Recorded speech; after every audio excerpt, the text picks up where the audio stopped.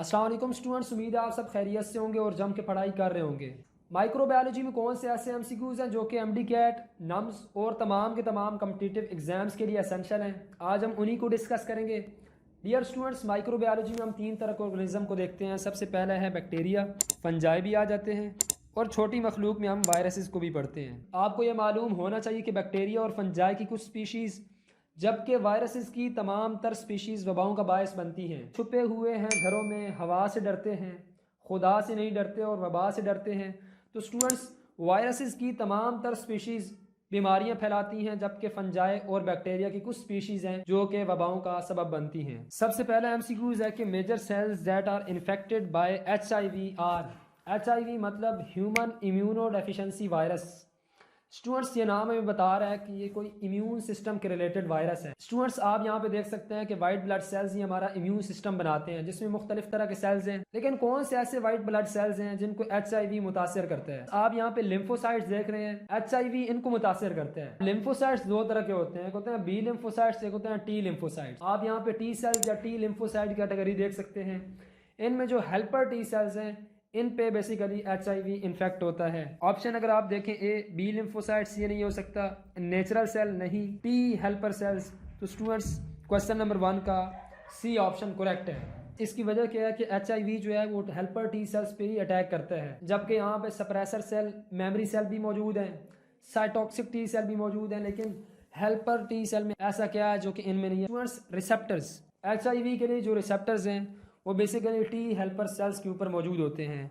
So due two receptors they only attack on helper T cells. Question number 2 की तरफ switch करते हैं और सवाल करने वाला सवाल करता है कि it act as a template stand for reverse transcriptase. कि रिवर्स ट्रांसक्रिप्टेज के लिए क्या चीज चाहिए होती है? डीएनए से आरएनए का बनना ट्रांसक्रिप्शन कहलाता है, जो कि न्यूक्लियस में हो रहा होता है। लेकिन अगर हम आरएनए से डीएनए बनाते हैं, दिस इज रिवर्स ट्रांसक्रिप्शन, ये भी न्यूक्लियस में होता है। वायरल डीएनए से ट्रांसक्रिप्शन तो हो सकती है, तो ऑलरेडी डीएनए है। ऑप्शन नंबर 2 है वायरल आरएनए। तो स्टूडेंट्स, ये ऑप्शन ठीक है कि वायरल आरएनए जो है वो कन्वर्ट होता है वायरल डीएनए में, ट्रांसक्रिप्शन का उलट हो रहा है। ऑप्शन नंबर सी है होस्ट डीएनए। ऑप्शन डी है T lymphocytes. Option number B is the correct option. Question number 3 है कि bacteria produce spores in dash phase. Bacteria जब भी अपने इर्द गिर्द मौत को मंडलाते देखते हैं तो वो स्पोर बनाते हैं। सवाल है कि बैक्टीरिया प्रोड्यूस स्पोर इन डैश फेज, कौन सा ऐसा फेज है जहां पे बैक्टीरिया स्पोर पैदा करता है? बैक्टीरिया के अंदर या बैक्टीरिया के बाहर स्पोर का बनना बहुत अहम है। तो स्टूडेंट, वो कौन सा फेज होता है जब बैक्टीरिया कम हो रहे होते हैं, जब बैक्टीरिया को कोई खतरा लाहक होता है? आप यहाँ पे ऑप्शन चेक करें, lag phase, log phase, decline phase. Decline phase एक ऐसा फेज होता है जिसमें बैक्टीरिया की ग्रोथ कम हो रही होती है। जैसे ही बैक्टीरिया की तादाद कम हो रही होगी, वो स्पोर फॉर्मेशन शुरू कर देगा। क्वेश्चन नंबर 4 है कि respiratory enzymes in bacteria are present in. Dear students, respiratory enzyme bacteria में कहाँ मौजूद होते हैं? आप यहाँ पे बैक्टीरिया देख सकते हैं। ये जो आपको इनवेजिनेशंस घुसा हुआ स्ट्रक्चर नजर आ रहा है, इसे कहा जाता है मीजोसोम। यहाँ पे बैक्टीरिया के रेस्पिरेटरी इंजाइम मौजूद होते हैं। आपने याद रखना है, मीजोसोम पे रेस्पिरेटरी इंजाइम भी मौजूद है और सेल डिवीजन के इंजाइम भी मौजूद है यहीं पे। So alpha is the correct option, mesosome. Question number 5 है कि which of the following is absent in fungi. कौन सा ऐसा स्ट्रक्चर है जो कि फंजाई में मौजूद नहीं होता? पहला ऑप्शन है काइटिन। काइटिन तो उसकी सेल वॉल में मौजूद होता है। बीटा ऑप्शन है सेल वॉल। मेरी पिछली बात यही थी कि सेल वॉल में काइटिन मौजूद होता है, तो सेल वॉल फंजाई में होती है। डाइजेस्टिव एंजाइम्स मौजूद होते हैं। डेल्टा ऑप्शन है क्लोरोफिल। फंजाई में क्लोरोफिल मौजूद नहीं होता, तो delta option is the correct option. Question number 6 की तरफ मूव करते हैं। कहता है कि a fungal origin drug used against bacterial infection is. अब कौन सा ऐसा ड्रग है जो फंजाई से मिलता है लेकिन हम उससे बैक्टीरियल इन्फेक्शन के लिए इस्तेमाल करते हैं? डियर स्टूडेंट्स, इंतहाई अहम सवाल है, क्योंकि यहीं से एंटीबायोटिक की प्रोडक्शन स्टार्ट हुई थी। आपके नॉलेज में होना चाहिए कि एक साइंसदान जिसका नाम था जोसेफ लिस्टर, उसने सबसे पहली एंटीबायोटिक बनाई थी फंजाई को इस्तेमाल करके, और उस एंटीबायोटिक का नाम दिया गया पेनिसिलिन। एंटीबायोटिक ऐसे ड्रग्स होते हैं जो कि बैक्टीरिया के खिलाफ काम करते हैं। So penicillin is the first antibiotic discovered by Joseph Lister. Question number 7 है fungus whose gills glow in dark is. कौन सा ऐसा फंगस है जिसके गिल्स, एक स्ट्रक्चर है फंगस का, जैसा कि आप यहाँ पे देख सकते हैं, वो अंधेरे में भी ग्लो करते हैं। अब आपको इसका भी इल्म होना चाहिए कौन सा ऐसा फंगस है जो कि रात के टाइम ग्लो करता है। पूरा फंगस ग्लो नहीं करता, बल्कि उसका एक पार्ट जिसे हम गिल्स कहते हैं वो सिर्फ ग्लो करते हैं। आप यहाँ पे एक मशरूम देख सकते हैं जिसका नाम है जैक-ओ-लैंटर्न। इसका पूरा नाम है जैक ओम्फेलोटस लैंटर्न। इसके अंदर एक एंजाइम पाया जाता है जिसका नाम है ल्यूसीफरेज।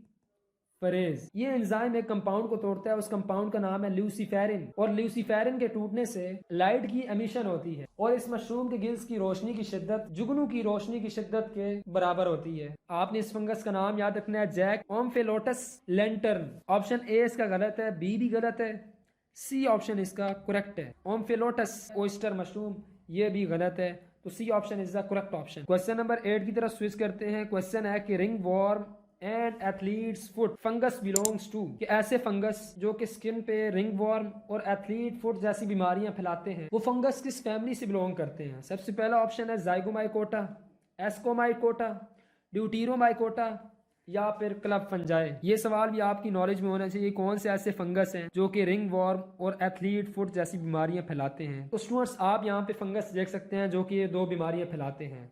ये ना तो जाइगोमाइकोटा से बिलोंग करते हैं, ना तो एस्कोमाइकोटा, बल्कि ये बिलोंग करते हैं ड्यूटीरोमाइकोटा, जिसे हम इम्परफेक्ट फंजाई भी कहते हैं। क्लब फंजाई कैटेगरी भी नहीं है, तो option C is the correct option. सवाल है कि one of the following is not correct about lysogeny. Students आप यहाँ पे बैक्टीरियोफेज का लाइफ साइकिल देख सकते हैं। दो तरीके से वो रेप्लिकेट कर सकता है। सबसे पहले है लिटिक साइकिल और दूसरा है लाइसोजेनिक साइकिल। लाइसोजेनिक साइकिल में बैक्टीरियोफेज का जीनोम और बैक्टीरिया का जीनोम आपस में कंबाइन होता है और बैक्टीरियोफेज का जीनोम रेप्लिकेट करता है। अगर आप इंस्ट्रक्शन के ऊपर गौर करें, one of the following is not correct, यहाँ पे नॉट का लफज आ गया है।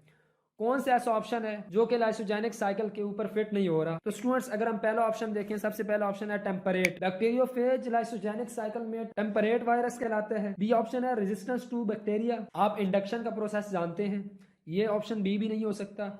सी ऑप्शन है master slave relation, lytic cycle में मास्टर स्लेव रिलेशन बनाते हैं वायरस एज अ मास्टर होता है और बैक्टीरिया जो है वो स्लेव बन जाता है। लेकिन लाइसोजेनिक साइकिल में मास्टर स्लेव रिलेशन नहीं होता, बल्कि होस्ट गेस्ट रिलेशन होते हैं। इसमें जो होस्ट है वो बैक्टीरिया है और जो गेस्ट है वो वायरस है, जिसे बैक्टीरिया खुशामदीद कहते हैं। तो स्टूडेंट्स ऑप्शन सी जो है वो लाइसोजेनी के लिए गलत है, लेकिन हमारे लिए करेक्ट ऑप्शन है। क्वेश्चन नंबर 10 है कि all of the following are enveloped viruses except. कुछ ऐसे वायरसेस होते हैं जो इन्वेलप्ड होते हैं, कुछ नॉन इन्वेलप्ड जिन्हें हम नेकेड वायरस भी कहते हैं। ऐसे वायरस जिनके पास लिपोप्रोटीन का इन्वेलप होता है उसे हम नॉन नेकेड वायरसेस कहते हैं, और ऐसे वायरस जिनके पास लिपोप्रोटीन का इन्वेलप नहीं होता उन्हें हम नेकेड वायरस कहते हैं। Instructions are very important. आपने पहले सवाल को समझना है। पूछ रहा है कि कौन से ऐसे वायरसेस हैं जिनके पास लिपोप्रोटीन का इन्वेलप नहीं होता। मैं आपको यहाँ पे कुछ विजुअल्स दिखा रहा हूँ। ये वायरस मीजल्स काज करवाता है, ये वायरस डेंगू काज करवाता है, ये हेपेटाइटिस सी काज करवाता है। स्टूडेंट्स ये जो आपको तस्वीरें दिख रही हैं, तमाम की तमाम तस्वीरें इन्वेलप्ड वायरसेस की हैं। अब ऑप्शन यहाँ पे देख सकते हैं मीजल्स, ए ऑप्शन गलत है। दूसरा ऑप्शन है हेपेटाइटिस सी वायरस, ये ऑप्शन भी गलत है। रेट्रो वायरस, तो स्टूडेंट आप यहाँ पे एक और तस्वीर देख सकते हैं। रीट्रो वायरस जिनमें आरएनए जीनोम होते हैं। आप यहाँ पे एचआईवी वायरस देख रहे हैं, ये एक रीट्रो वायरस है जिसमें इन्वेलप्ड होता है। आखिरी ऑप्शन हेपेटाइटिस ए वायरस है।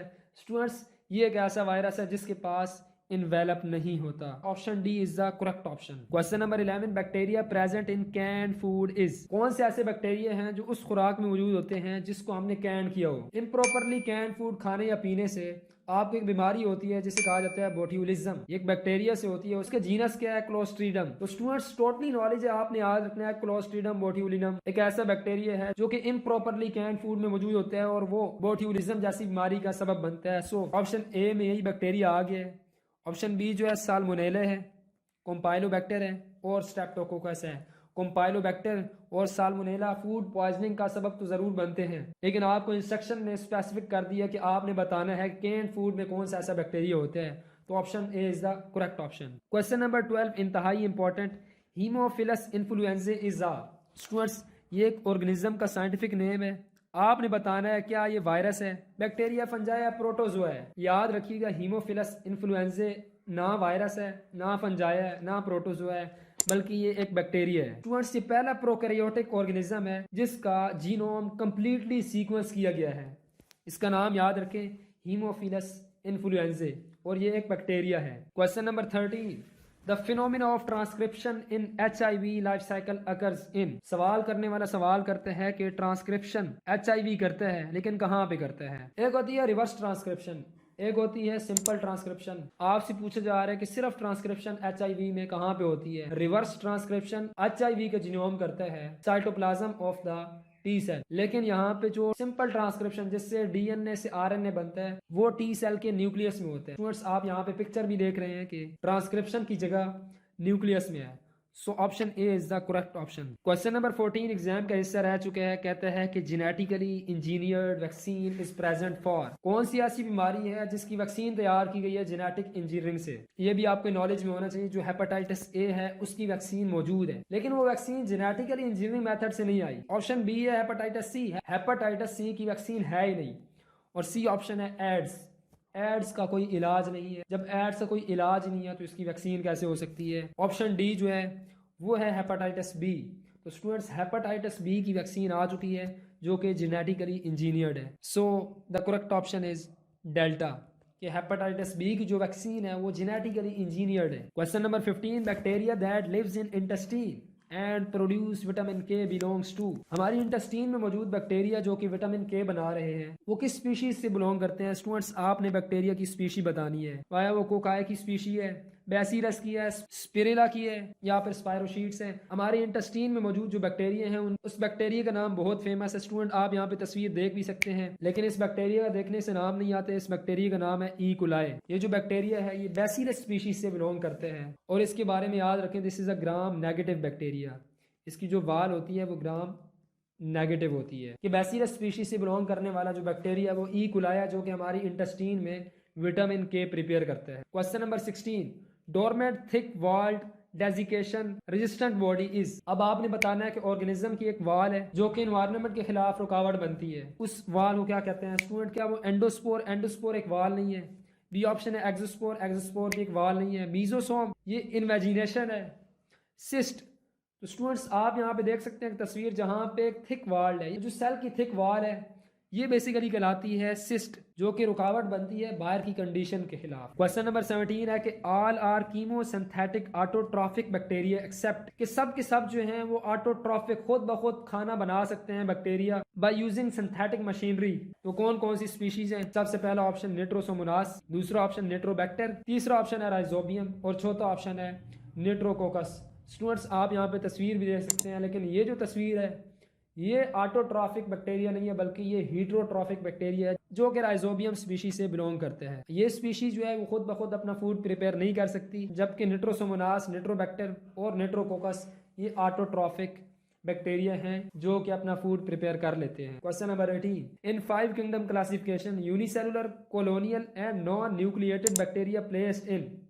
स्टूडेंट्स आपने बताना है कि ऐसे बैक्टीरिया जिनके पास एक ही सेल होता है, कॉलोनियल लेकिन वो कॉलोनी भी बना सकते हैं, नॉन न्यूक्लिएटेड उनके पास कोई न्यूक्लियस नहीं होता, वो बैक्टीरिया कौन से किंगडम में मौजूद हैं। क्योंकि यहाँ पे बैक्टीरिया का जिक्र आ गया है तो बैक्टीरिया जितने भी हैं वो सारे के सारे मोनेरा में मौजूद हैं। So the correct option is option C. Plantae Animalia में यूनिसेलुलर ऑर्गेनिज्म नहीं आते। प्रोटिस्टा में यूनिसेलुलर आते तो हैं लेकिन वो न्यूक्लिएटेड होते हैं, उनमें न्यूक्लियस होता है। मोनेरा में यूनिसेलुलर भी आते हैं, नॉन न्यूक्लिएटेड भी आते हैं, कॉलोनियल भी आते हैं। तो तीनों प्रॉपर्टीज मोनेरा में पाई जाती हैं। So the correct option is C. Students आज हम लोगों ने एग्जाम में बार बार पूछे जाने वाले सवालों को पढ़ा है। अगर आपको कोई सवाल है तो आप कमेंट सेक्शन में ज़रूर पूछें। हमारी वीडियो अच्छी लगी है तो आप हमारी वीडियो को लाइक करते हैं, हमारे चैनल को सब्सक्राइब करते हैं। आपसे मुलाकात होगी इंशाल्लाह अगली वीडियो में, तब तक के लिए अल्लाह हाफिज़।